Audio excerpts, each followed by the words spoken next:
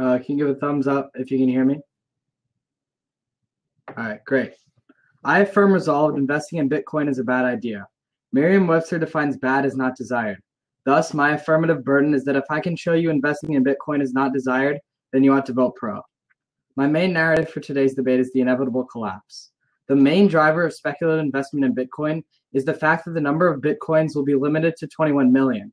This is heightened further by the fact that the number of new Bitcoins to be released by the system will be halved every 4 years.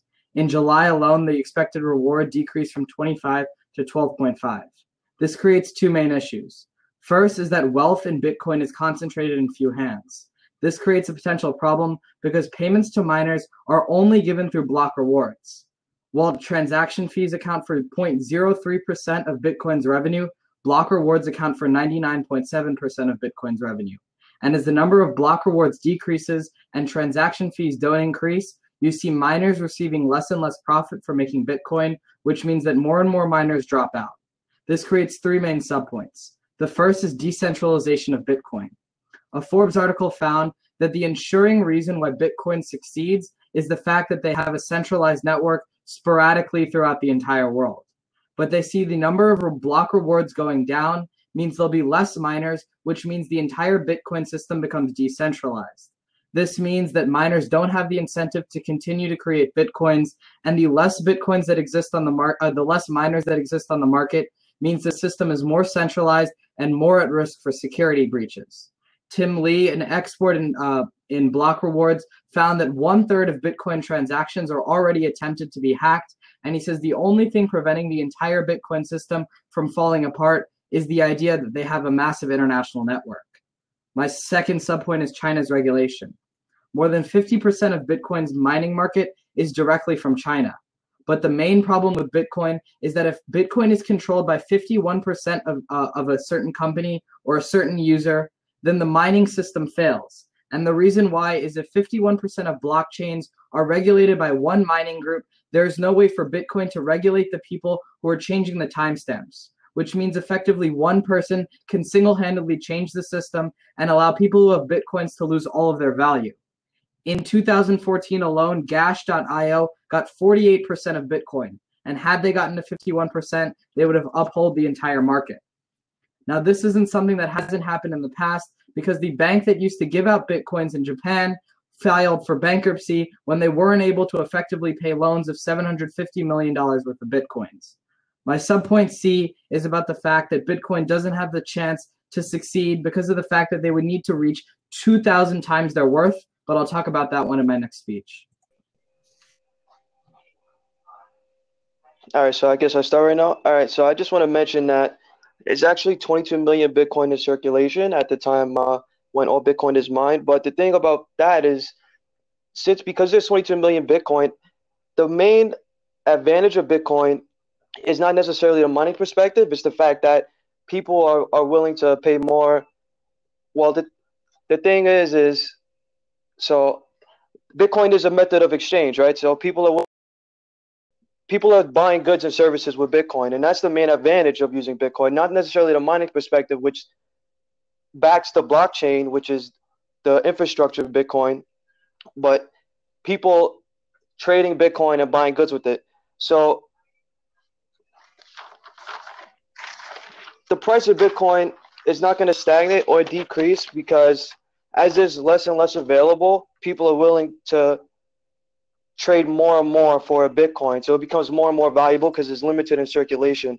So, I mean, I'm going to start with my introduction on why you would think Bitcoin is a bad investment. So a bad investment would be considered something that would decrease in price over time. And if it's a currency, it's something that would inflate. But the advantage to Bitcoin is that it's completely decentralized, which you mentioned before, which is actually an advantage because it's decentralized. You're not paying bank fees, and there's no government intervention, which means there's no monetary policy that they can implement to actually affect and devaluate the price of Bitcoin. And so if you consider that fact and you consider the history of Bitcoin, over the last 5 years, Bitcoin sat at $10, which it currently sits at $4,700. That's a multiple of 47 of your initial investment if you would have bought one Bitcoin at that time.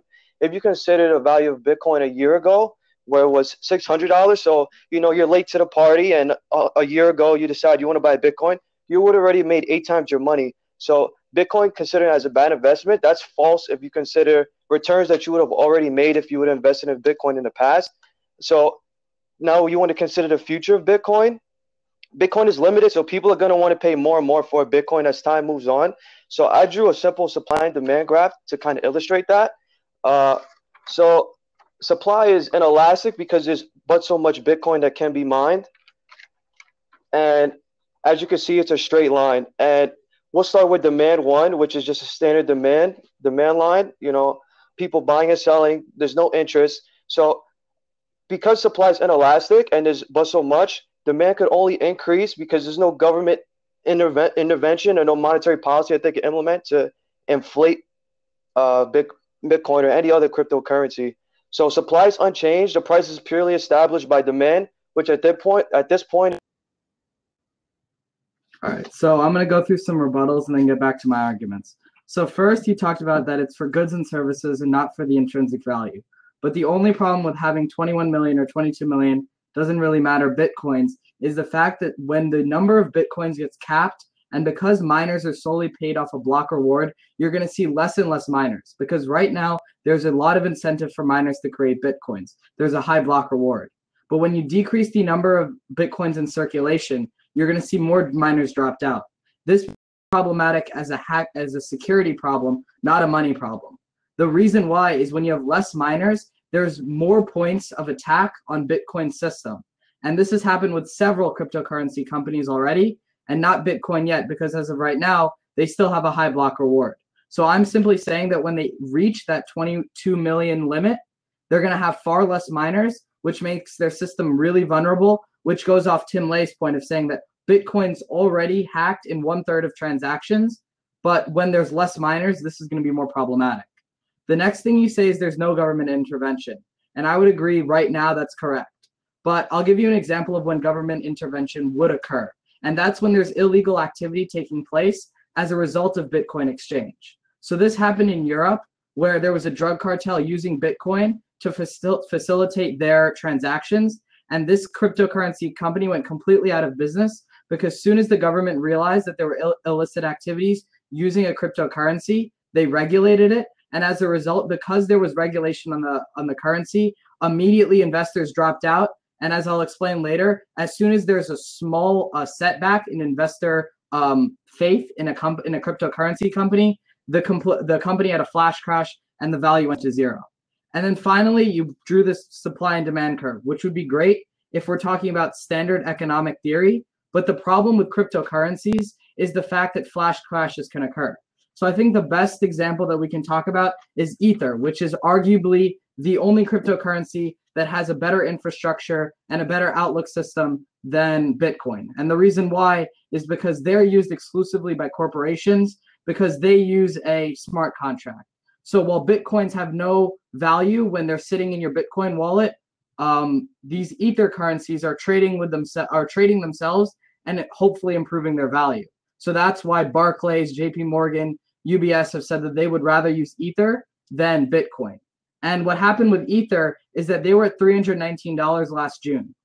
When investors saw a problem in Ether and they immediately started to pull out, Ether didn't move like a stock. They didn't move like they were on a supply and demand curve. They went to $319 to 10 cents in a period of 3 seconds. That's why it's dangerous. So if you're talking about investing and you mentioning that Ether going from $300 to 10 cents, that would just completely illustrate the point that that's a bad investment. But Bitcoin has never taken that turn and has only been increased since it's been introduced to the public. It's been around for about 9 years when it was under $1, and it's holding a value of over $4,000. I mean, yes, it's taken small dips, but overall, it's still completely maintained this value.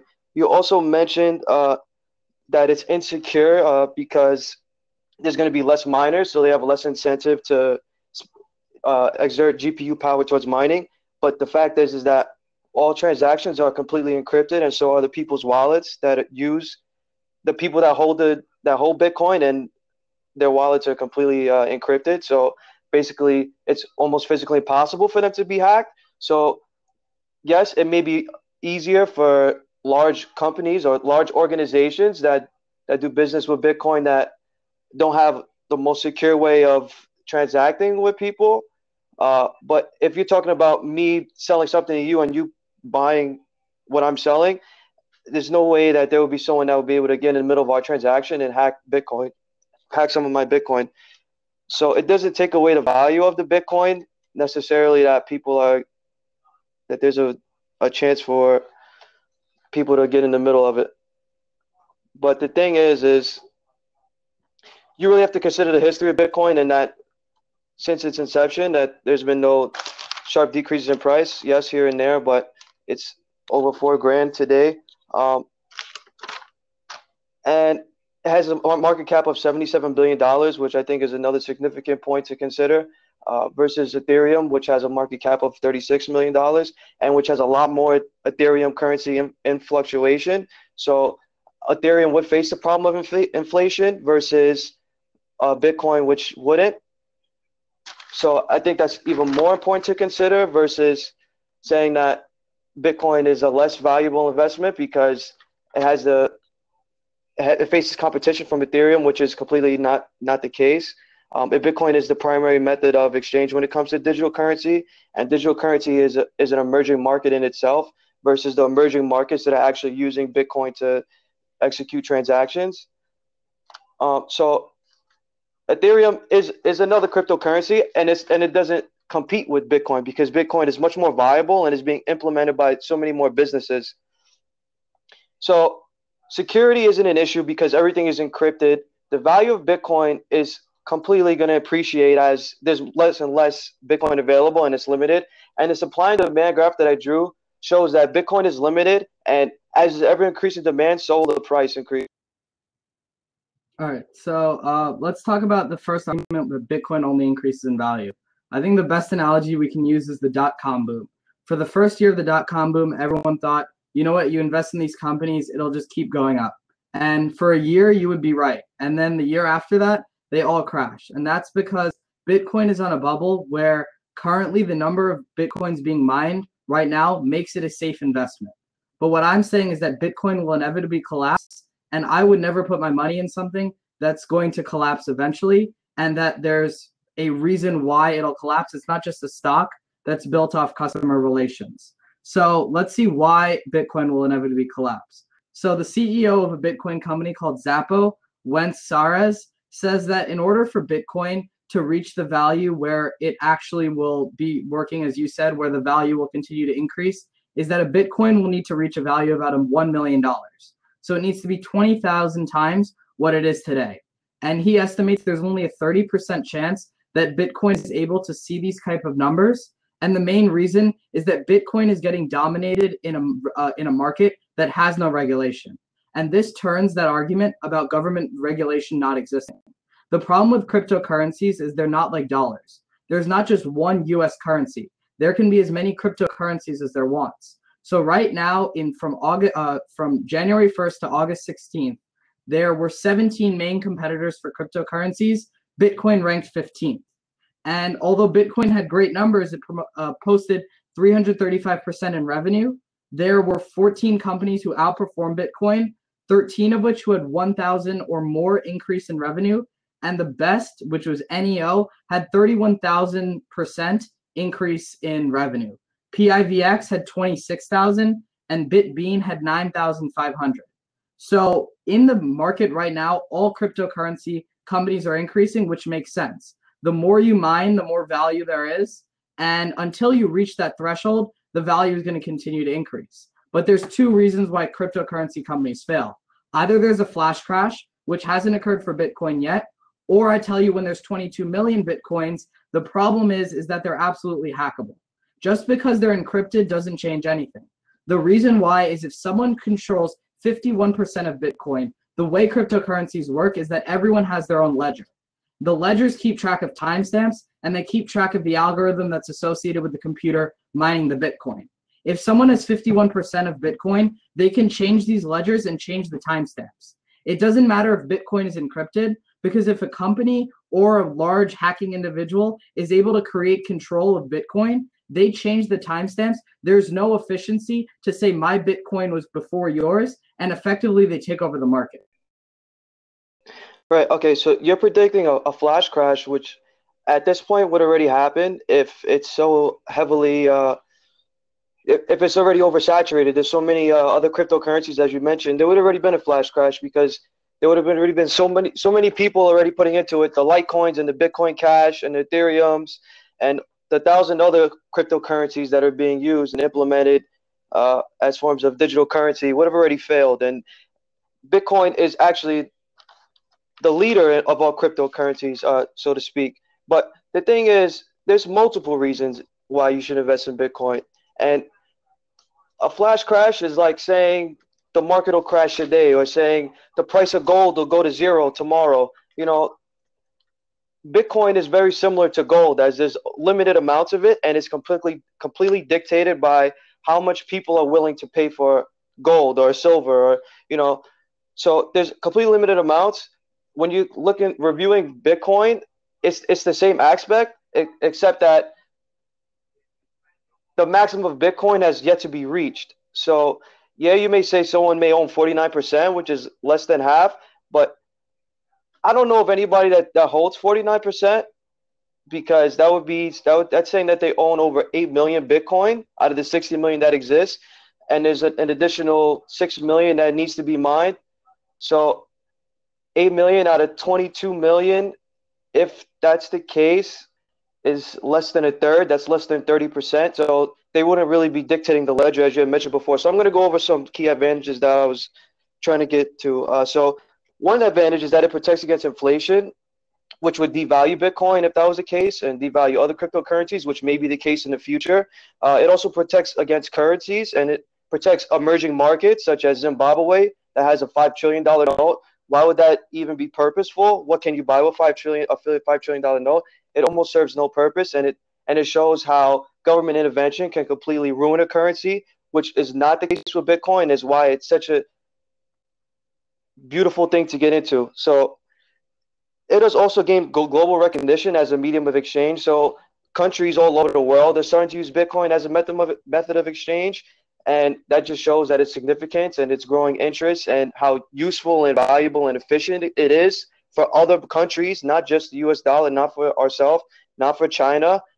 So we're not signaling and isolating one country, but we're overviewing the global markets as they exist, and the usefulness and effectiveness of Bitcoin to buy and sell goods, buy and sell services. And that's really why it's such a great investment, is because all these other countries are starting to realize its value and pour more money into it, and that's why its value has increased, and that's why a flash crash is kind of impossible to happen.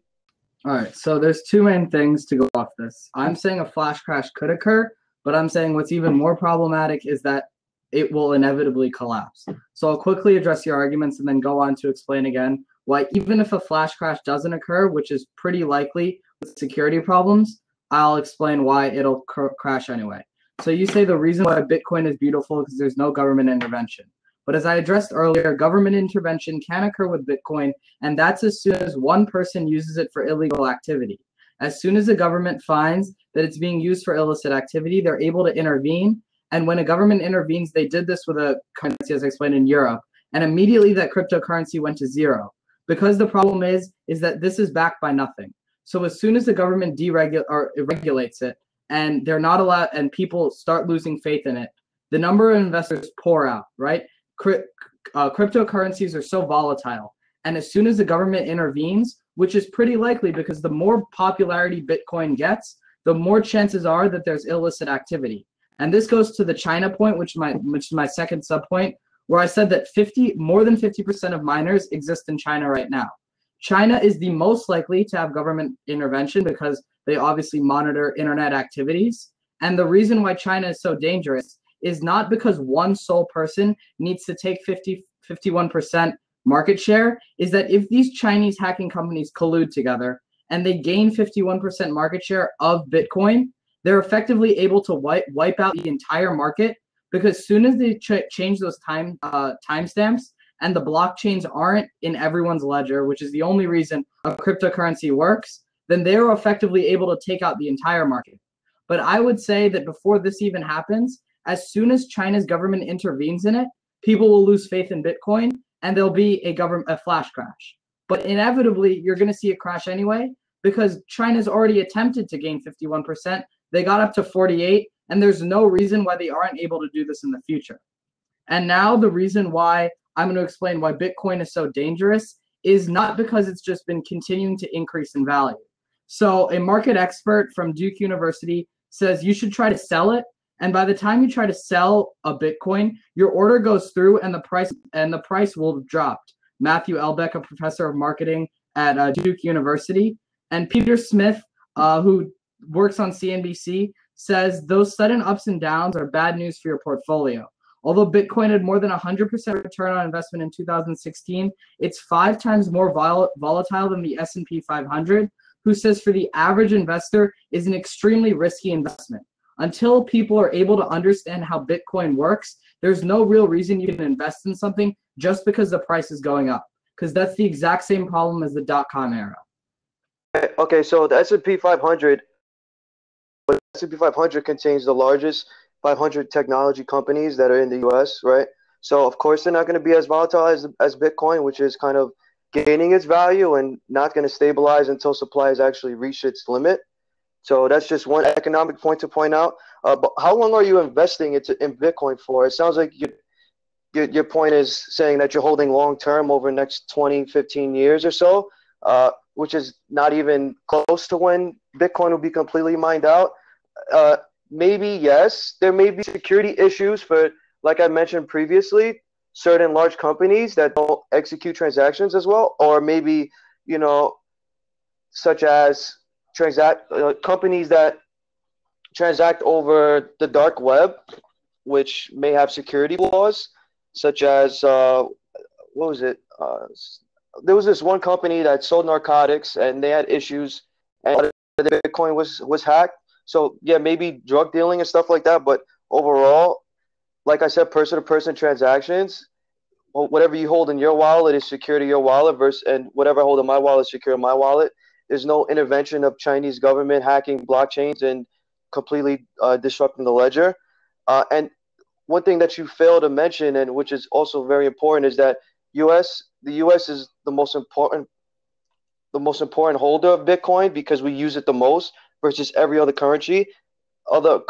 And another fact that is very important to mention is that it's not really about China or the U.S. It's about every other currency that has issues with their currency. Every other country that has issues with their currency and the value of their currency is not holding, or maybe the government implements monetary policy which inflates their currency and it doesn't become as valuable. Those are the people that Bitcoin is so crucial towards. And those are the people that will rely on Bitcoin and use it more in the future. And the reason why the U.S. is so important in Bitcoin and that we use it so much, we have the largest GDP, we have the largest market cap. So even though, yes, there may be people holding it from all over the world, the fact is that U.S. economy kind of uses it for purchasing more and more goods and services. So there's also large companies that are investing in Bitcoin. IBM and Microsoft and Intel have invested billions of dollars into cryptocurrency and blockchain technology. So it's not that it's not secure, because if you're talking the largest software companies and some of these companies are part of the S&P 500 that are actually using Bitcoin, there's obviously some security in the technology and some future and significance in its growth. So if we're investing for Bitcoin for 5 years, I would say go for it, because 5 years ago you would have made. All right, so with the end of my time, I'm going to ask the final question, which I hope you'll address in your last speech, is when do you let go of Bitcoin? And so I've heard 2 different theories. As you're saying, when we reach the 22 million Bitcoin cap, you would sell it if you're buying it right now, which would lead to the theory that there would be a flash crash, because I would say that as soon as someone starts selling and the Bitcoin ticker starts going down, I would say everyone would start getting rid of their Bitcoins, and that would cause a flash crash. If not, I would say you would have to respond to, if you're going to hold a Bitcoin past the mining period ending, then what's to keep the Bitcoin value from going up? Because there's no longer block rewards. And so one statement I want to address before I give you my final arguments is you say what's in my wallet is in my wallet. That's completely untrue. there were 850,000 Bitcoins in Mt. Gox, which was a Japanese company. And in 30 seconds, there was $450 million worth of Bitcoins lost in an instant. Bitcoin has no intrinsic value. And if you have this false pretense that if you have a Bitcoin in your wallet that it's worth something, it's completely untrue. Bitcoins can vanish in a second, just like any other cryptocurrency. And that's the risk you take when you buy it. So the reason why you can vote pro in today's debate is, first of all, just saying a flash crash is not occurring because it hasn't happened now is not a good enough argument. I would say when you reach the $22 million cap, people will start to sell their Bitcoin. And just like other cryptocurrencies, you'll see an avalanche effect and people will start to sell them and the actual value of Bitcoin will crash. But I would say more importantly that this never really gets sufficiently addressed is when people, when there's less miners creating Bitcoin, there's more chances of hacking. And this isn't something that encryption stops because hacking for Bitcoin isn't your regular, like I hack into your computer. It means I'm changing the timestamps. And when you change timestamps, you can't prove that the Bitcoin you had 3 years ago is better than the Bitcoin that I just got today, even though mine's worth $4,000 and yours is worth $100. Effectively, companies are able to change the value of their Bitcoins, and the Bitcoins that you have in your wallet that are safe are completely gone. That goes to Chinese regulation, where you say China doesn't matter. And I would say they do, because 50% or more of mining takes place in China. If China were to regulate Bitcoin, which is fairly likely because they've done it with 7 other cryptocurrency companies, you would see the actual value of Bitcoin go to zero. Because if China regulates it and 51% of the market is taken away, then Bitcoin has to collapse. There's no arguing for that. 51% of Bitcoin means that you can't create these blockchains anymore because those users are able to effectively dominate the industry. And the third reason why you can vote in this debate is because I say for Bitcoin to be effective, it needs to reach $1 million. Bitcoin will never get there because it'll collapse at 22 million, whether it gets hacked or whether investors. So, I mean, is Bitcoin a bad investment? I think you clearly pointed out that if I would have invested in Bitcoin today, that I would have no issues making money and profiting off my investment in the future. So the intrinsic value is not what we make of it. It's what goods and services you could buy with that Bitcoin, which as of today, it's at 4,000 US dollars, which you can buy a lot of stuff with 4,000 US dollars that could probably pay rent for 4 months for a New York City 1-bedroom apartment for 4 months with 1 Bitcoin. So yeah, there's actually value there. It's not just intrinsic. And the same way if you were to hack into a Bitcoin is the same way as if you were to hack into a computer that had a proxy server. It's almost impossible. So I'm going to ultimately start with that cryptocurrency has completely outscaled all negative preconceived notions that were thought of years ago and why people were hesitant and speculative about buying it back then, and has completely proved those investors wrong, and which proves why Bitcoin is a bad investment. If it does collapse, it's nowhere near in the short term, which is an advantage to those that want to get in today and those that were speculative about it 5 years ago with the same points that you were making that got into it 5 years ago and made 48 times their dollar, right? So the elimination of central banks and the government intervention is amazing, and why Bitcoin is completely significant in terms of investing in as a Bitcoin as a digital currency. It's not just Bitcoin; it's all the other digital currencies as well, such as Ethereum. You know, Bitcoin is just the star in terms of digital currencies and why it's so significant and why we should point it out today and in my argument. And it's the prompt of our debate as well. So Bitcoin has gained the attention of the world, and investing in Bitcoin has not only gained the attraction of big companies, but big investors as well. So it's not just my point, it's the millions and billions of dollars that are spent in by other people in supporting Bitcoin and supporting the blockchain, such as AMD, who has just released graphics cards, spent billions of dollars on graphics cards and technology to improve those that want to spend GPU power on mining, which shows you that there's actually an interest in mining Bitcoin, and that the value is not just for today or tomorrow or for a year from now, but for the future, and that other companies can not only profit off of Bitcoin, and me and you could buy Bitcoin today and profit off it in the near term as well. So with a $77 billion market cap today, I mean, it's only a speck of what we can imagine in the future of Bitcoin. I mean, it completely avoids economic failures. As I mentioned, other currencies that are completely inflated, that have $1 million notes in Venezuela with currency that's economic system that's completely messed up. It's a financial system that's much more secure. And Bitcoin is being perceived as a bad investment, is a speculation that costed money 3 years ago versus